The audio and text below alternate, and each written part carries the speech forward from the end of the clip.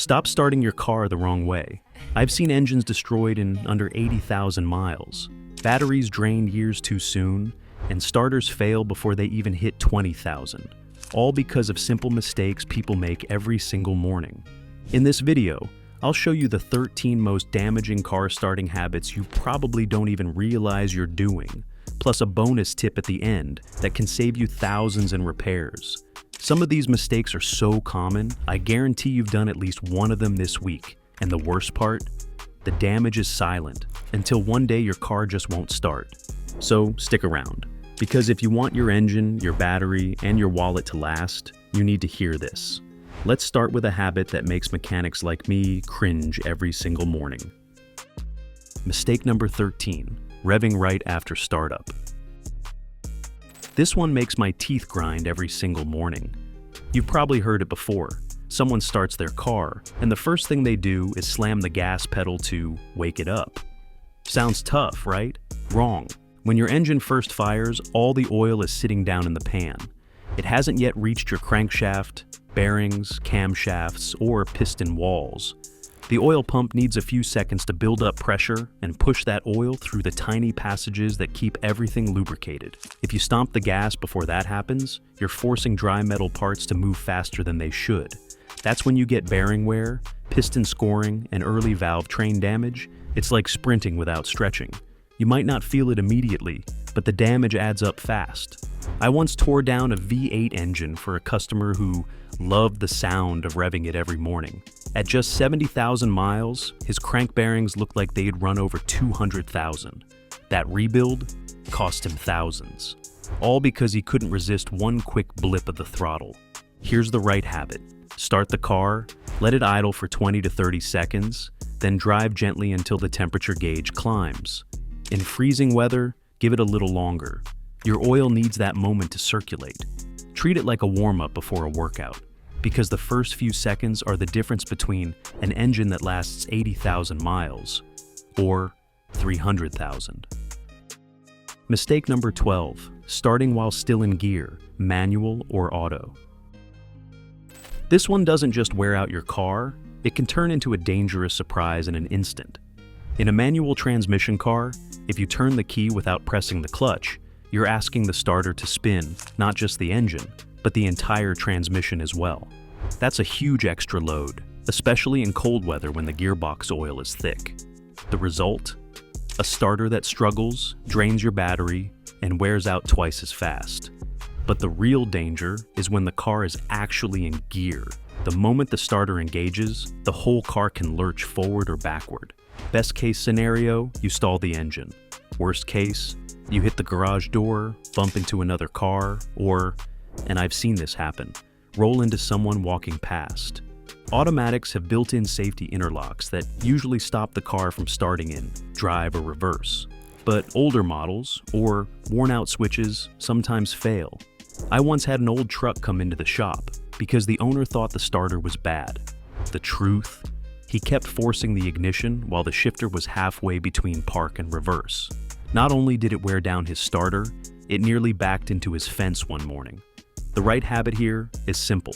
Manual drivers, clutch in, gear in neutral, then start. Automatic drivers, always make sure you're in park or neutral before turning the key. It's a 2-second check that protects your starter, transmission, and most importantly, everyone around your vehicle. Number 11, skipping the fuel pump prime. This one is almost invisible, but it slowly beats up your whole starting system. Every modern fuel-injected car uses an electric fuel pump to build pressure in the fuel lines before the engine actually fires. The moment you turn the key to the on position, you'll usually hear a faint hum. That's the pump sending fuel up to the injectors and setting the system to the correct pressure. But here's the mistake. If you twist the key straight to start without waiting that second or two, the injectors don't have full pressure yet. Your engine cranks while the pump is still working to catch up. That means longer cranking, more strain on the starter, and more load on the battery. Do it every day, and you're quietly cutting years off both. I had a Chevy Silverado in the shop last winter. The owner swore something was wrong with the ignition because the truck always struggled on cold mornings. Nothing was broken, he just never let the pump prime. I showed him, key to on. Wait 2 seconds for the hum, then start. Boom, fired instantly every time. He couldn't believe the difference. The right habit is simple. Pause, key on, quick 2-second wait, then crank. In push-to-start cars, press the button once without your foot on the brake to let the pump prime, then start normally. It costs you literally 2 seconds, but it saves hundreds in starter and battery wear over the life of the car. Mistake number 10, starting with electronics. On, AC, lights, heated seats, etc. This one is like asking your car to sprint while carrying a backpack full of bricks. When you start your engine, the battery's main job is to spin the starter motor fast enough to fire things up. That's already a heavy load, especially on cold mornings when a battery can lose almost half its cranking power. Now, imagine you've also got your headlights blazing, your heater fan blasting, your rear defroster on, the radio playing, and those toasty heated seats running. Every one of those is stealing precious power before the engine even has a chance to breathe. What happens next? The starter spins slower, the engine cranks longer, and the alternator has to work overtime to recharge the drained battery once you're running. Over time, that constant extra strain shortens the life of all three: battery, starter, and alternator. I had a customer last January who was convinced his alternator was junk. His dashboard lights kept flickering, and the car struggled every morning.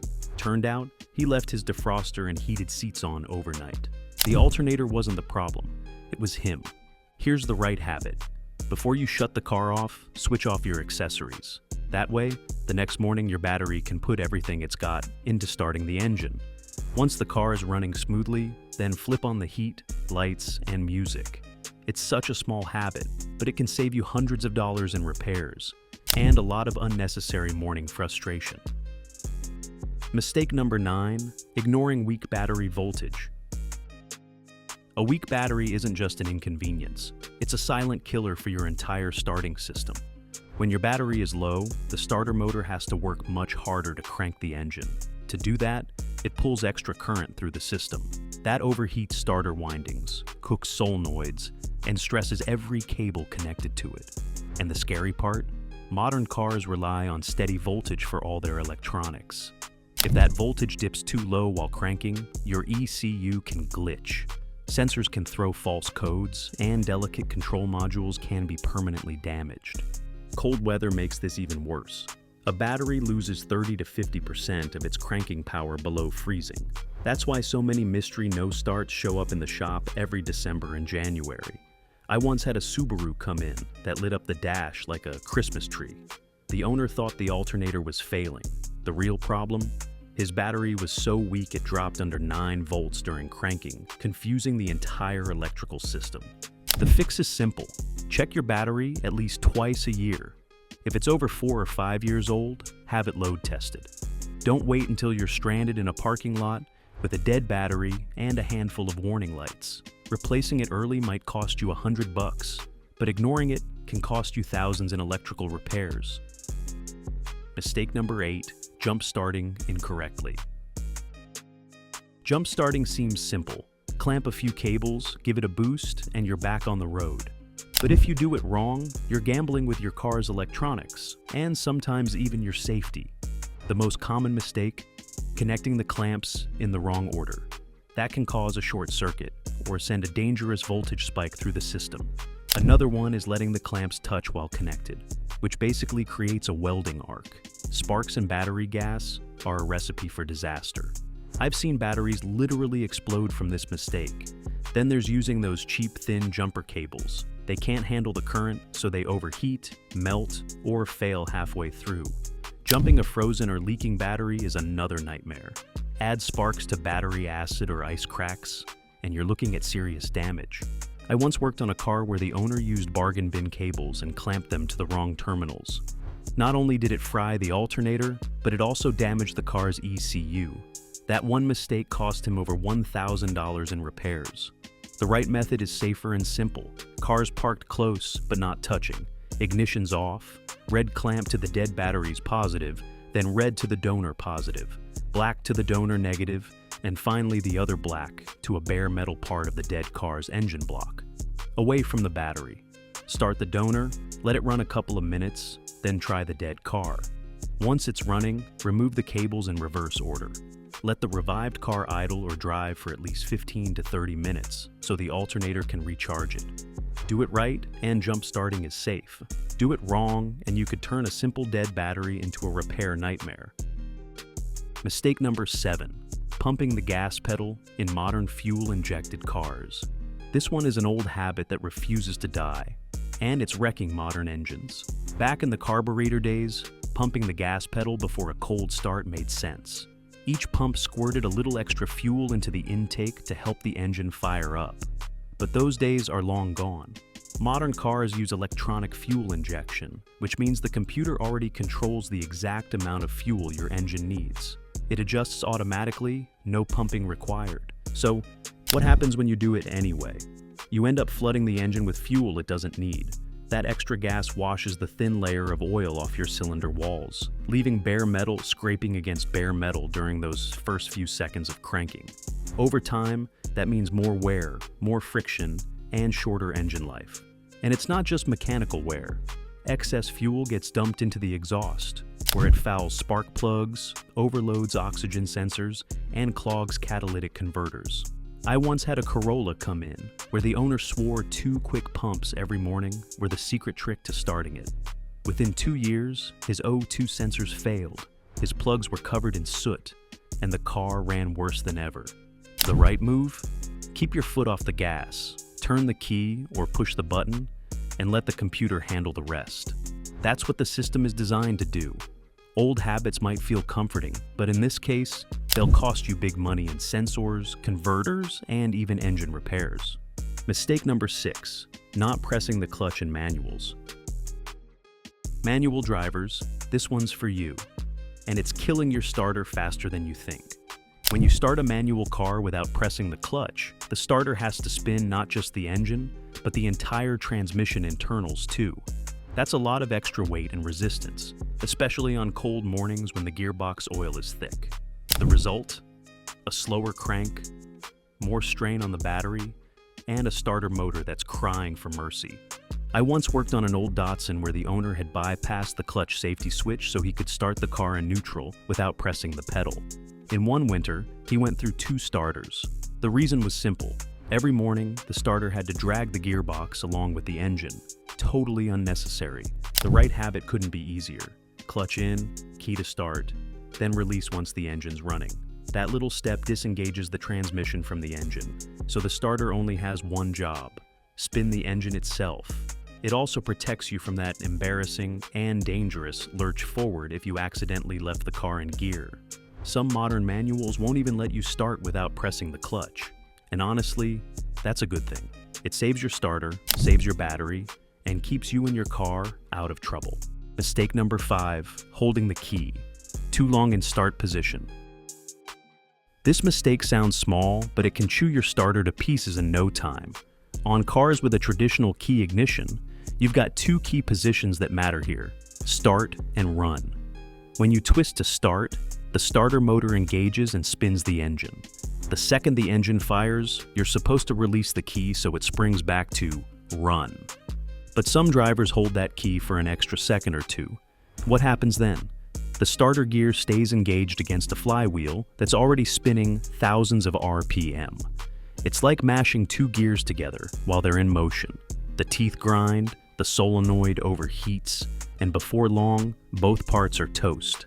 I once had a '79 F-150 come into the shop with a starter that looked like it had been chewed up by a grinder. The customer thought it was just old age. Nope. He'd been holding the key a little too long every single morning, and the damage piled up until the teeth were gone. The fix? Simple awareness. As soon as you hear the engine catch, let go of the key and let it spring back to run. On the other side of the spectrum, don't undercrank either. Cutting off too early before the engine fully fires can mean repeated half starts, which also punishes your starter. The sweet spot is knowing when it's caught, then letting go immediately. Get that habit right, and your starter will last years longer. Mistake number 4, not letting the engine idle. Briefly after starting. A lot of drivers are guilty of this one. They start the car, throw it in gear, and take off immediately. But those first few seconds after a cold start are the most critical moments for your engine. When you turn the key or push the button, the oil pump has to build pressure and send oil through narrow passages to the crankshaft, camshaft, bearings, and piston walls. That doesn't happen instantly. If you drive off too quickly, you're forcing metal-on-metal contact before those parts are fully lubricated. And in cold weather, when oil is thicker, it takes even longer to circulate. I've seen plenty of premature bearing wear and scored cylinder walls in cars where the owner swore they never revved it hard. The problem wasn't revving, it was skipping those vital 20 to 30 seconds of idle at every start. In freezing conditions, it's even worse. Oil moves like honey when it's cold, and forcing the engine under load before it's ready accelerates, where you can't see until it's too late. Here's the right approach. Start the car and let it idle for about 30 seconds. Watch the oil pressure light. Once it goes out, the oil's circulating. In very cold weather, give it closer to a minute. Then drive gently until the temperature gauge starts to climb. No need for long warm-ups like in the old days, but those few seconds of patience dramatically extend engine life. Think of it as letting your car wake up before asking it to run.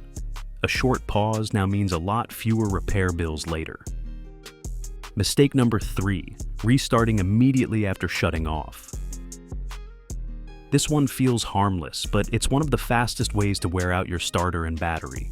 When you shut your car off, a few things happen instantly. Oil pressure drops to 0, electrical systems begin powering down, and heat builds up in the engine bay. What mechanics call heat soak. If you try to restart right away within seconds, you're forcing the starter and battery to work again while they're still recovering from the last crank. That extra demand shortens their life significantly. Heat soak makes it even worse. After shutdown, fuel in the lines can vaporize, especially in hot weather. When you try to restart, instead of a clean flow of liquid fuel, the system fights against vapor pockets, a condition called vapor lock. The result? Rough cranking, stumbling starts, or repeated tries that only punish your starter and ignition system further. I had a customer with a Jeep that he used for delivery runs. He'd stop, shut it off, and restart within seconds, over and over, dozens of times a day. Within months, his starter motor was fried and his battery wouldn't hold a charge. Both had to be replaced and the bill wasn't pretty. The right habit? If you've just shut your engine down, wait at least 30 seconds to a minute before restarting. And if you've just been on the highway or driving hard, give it a few minutes so heat soak can settle. In an emergency, sure, you can restart immediately. But don't make it your daily habit. Otherwise, you're signing up for an early starter replacement and a weak battery years ahead of schedule. Mistake number 2, ignoring the glow plug cycle in diesels. Diesel drivers, this one's for you. And it's an expensive mistake I see all the time. Unlike gasoline engines, diesels don't use spark plugs to ignite fuel. They rely on high compression and heat. But when it's cold, compression alone isn't enough to get things going smoothly.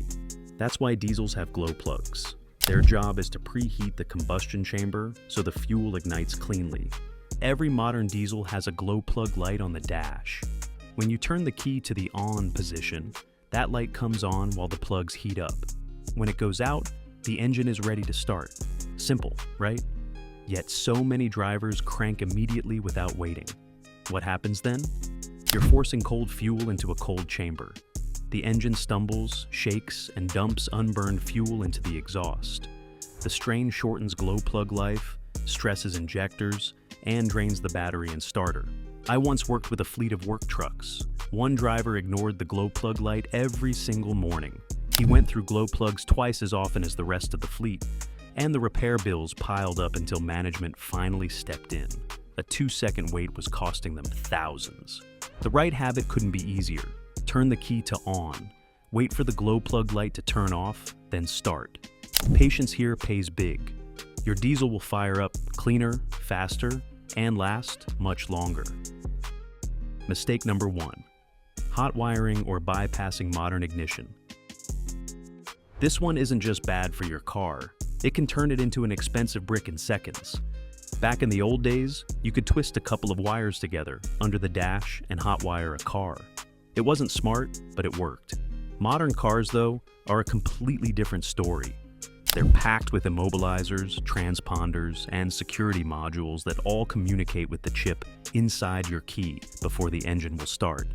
If you try to bypass that system, whether you're a thief or just an owner who lost their key, you're sending voltage into circuits that were never designed for it. The result? Fried ECUs, blown fuses, melted connectors, and sometimes a completely disabled ignition system. I once had to repair a Jeep Wrangler after a botched hot wire attempt. The owner lost his key and thought he could just jump a couple wires.